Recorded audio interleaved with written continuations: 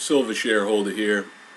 I hope you're all doing well, and I want to talk about buying locally and supporting small owner-operated businesses, and that'll help us to all continue to do well and prosper in the future. And I think it's really important. I know a lot of you are probably already conscious of this and already doing your part, but I'm sure there's more we can all do, and making these conscious decisions to give our business to small businesses where you can actually go in and speak with the owner, or where there's empowered employees working there that are able to make executive decisions, and people that are earning a living and living within our communities, and making enough to where they can also afford to live comfortably and do business with us and our small businesses. So if you support your neighbor's business ventures and help him to earn a living, hopefully he can support your business ventures and help you to earn a living. And when we deal with these huge companies, that removes that, and basically siphons wealth out of our pockets and our communities and into some entity that probably doesn't live in your community, may even be overseas interests, but whatever the case may be. And a lot of those places, the employees are not even earning a living, and the people that own the company, they're not even there, so they're not even really a part of the business in day-to-day operations, and they're the ones that are really making the profits. The people that you're dealing with, not only are they not earning a decent living, but in a lot of cases they really don't have much knowledge. They also don't have much power to make any kind of decisions. They really can't help you. Recently I bought a gift for a party, got a gift for someone, and I noticed that it seemed really expensive and overpriced for what it was. I was familiar with what it was. Seemed like I was paying too much, but I went ahead and bought it. I was kind of rushed, and when I examined the receipt, I noticed it seemed to be that I was charged for a different item, similar thing, like a spin-off of the same thing, but a different one. And when I checked, that's what it was I was charged for a different version of what I got. And I checked online at the same major box retailer, and they had the one that I got for about half price as to what I paid in their store. So I contacted the store. I ended up going in there, and they pretty much argued with me, like debated with me, that it was just their online pricing was lower than their in-store pricing, instead of what I believe the case was, that I was actually charged for the wrong item somehow. And they did say they were going to do me a favor basically and price match, which they did, but what else got me about that was the fact that these employees were telling me, and I believe this part of it, that their online pricing is different than their in-store pricing.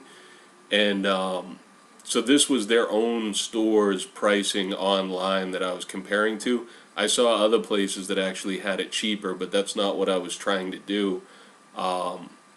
Basically, I think I got charged for the wrong item. But the thing is that they said that their online pricing is different than their in-store pricing. So that's basically their company possibly putting their store at risk of going out of business. So they're looking to, there's no way I'm going to go into a store and pay double. This thing was like double the price of what it was listed at online from the same store. So if what the employees were telling me was the case, that it was just the online pricing and the in-store pricing vary, they're charging double at their retail location what they are online. I'm not going to pay double just to go into a store.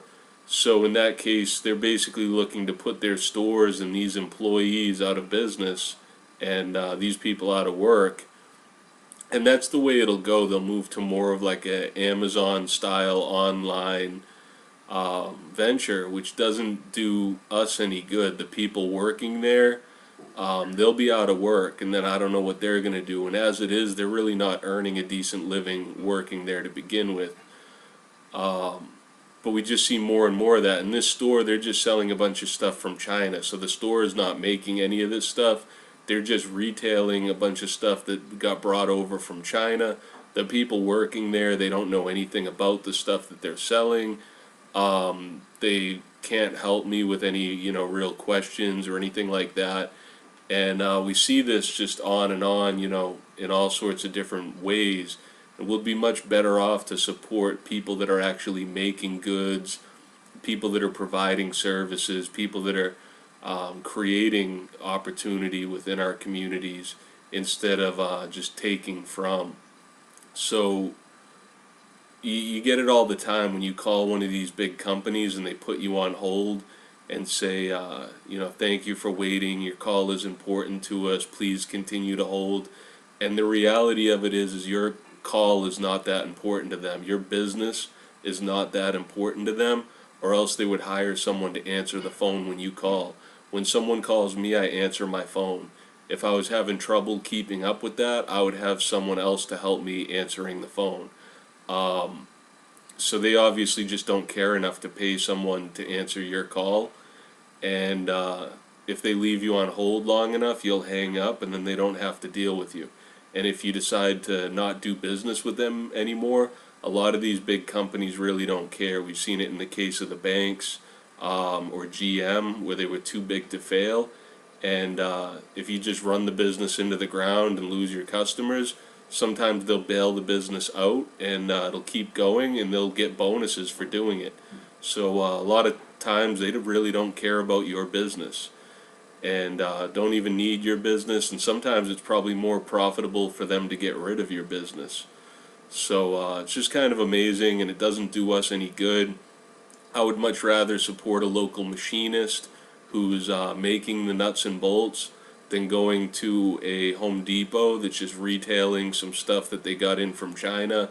And again, they don't know anything about it, can't help you with it. If it breaks, it's oh well, maybe they'll replace it for you, but it's a broken part. They can't tell you why.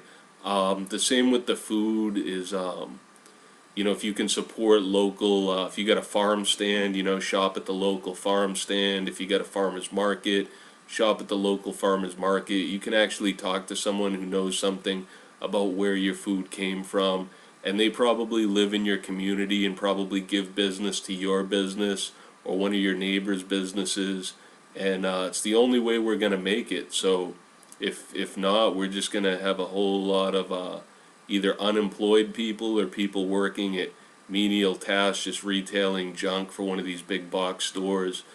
And it's no way to live. It's not good for society as a whole. So just thought I'd go on about that a little bit. But it's if you got the choice to eat at Joe's Steakhouse versus an Outback or an Applebee's or something, go to Joe's Steakhouse. If you got an artist in your somebody that does artwork, have them make your holiday cards or your decorations or something.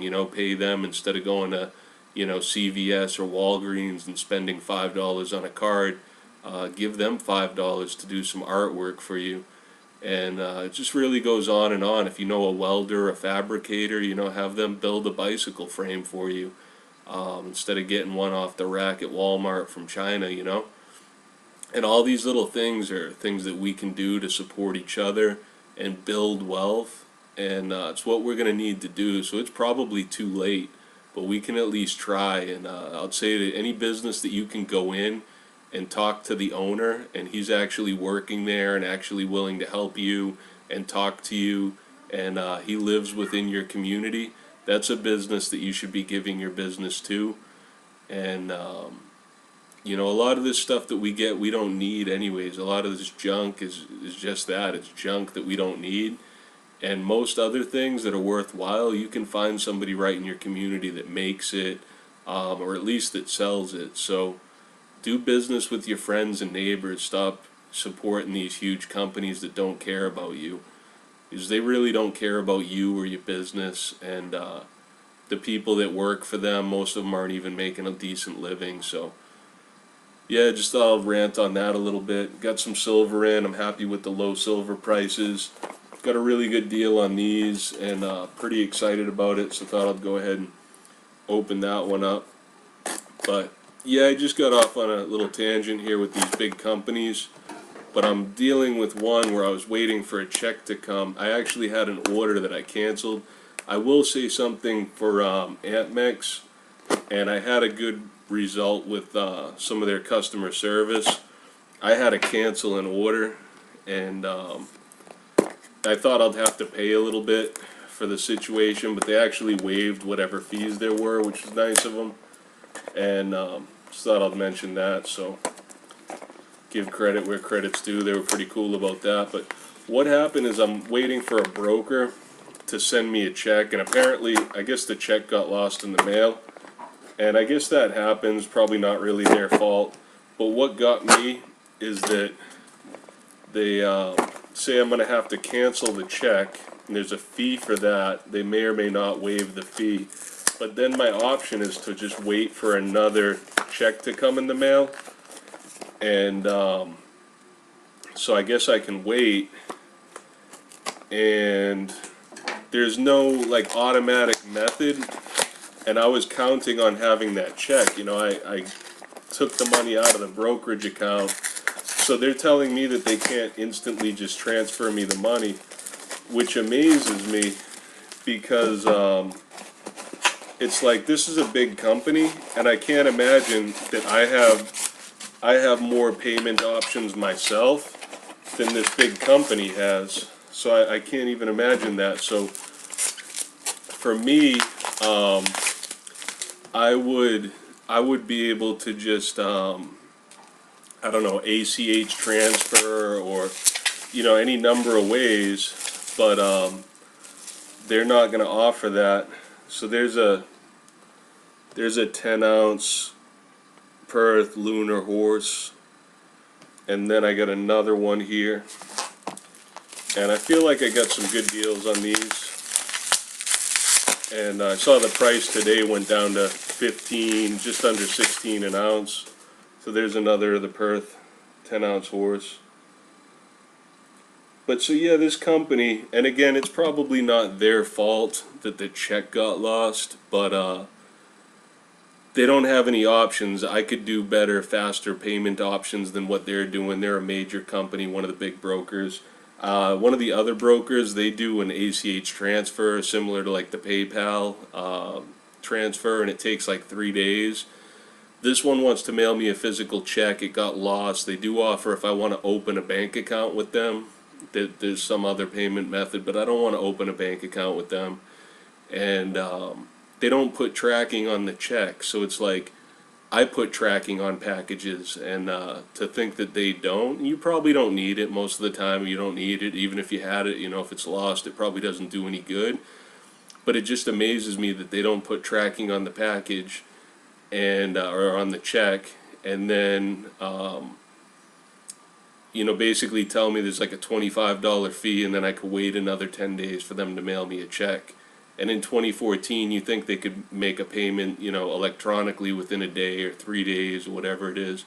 But they don't. And the thing is if I quit doing business with them, they really don't care. So, you know, it's just kind of, and it's an on and on type of thing. It's not just that one instance, you know, that's a minor thing. But I mean, the banks, you know, because of that situation where the check is delayed, I had an order with AntMex and wasn't able to do that, so that's going to be a $35 overdraft fee, which you could say that's my own fault for spending money that I don't have, and you know, it definitely is. But it's also like a tax, basically, they're charging for being broke. So because I didn't have the money to cover the check, it's like a $35 fee for the bad check, and yeah, so it costs me money, and you know, if I don't like it, too bad, and if I quit doing business with them, it's just going to hurt me. So I guess I have some options with that. I've heard good things about local credit unions and different things. I should probably look into that. But I don't want to rant on too long about it, but yeah, just do business with your friends and your neighbors and support small businesses. Even if it costs you more in the long run, it's probably worth it. So and a lot of the stuff you buy you probably don't need anyways. But if you've got a farmer, a welder, a machinist, you know, whatever it is, an artist, you know, anybody that's like doing, you know, producing, support that person, because these big businesses, they just don't care about you. Thanks for watching.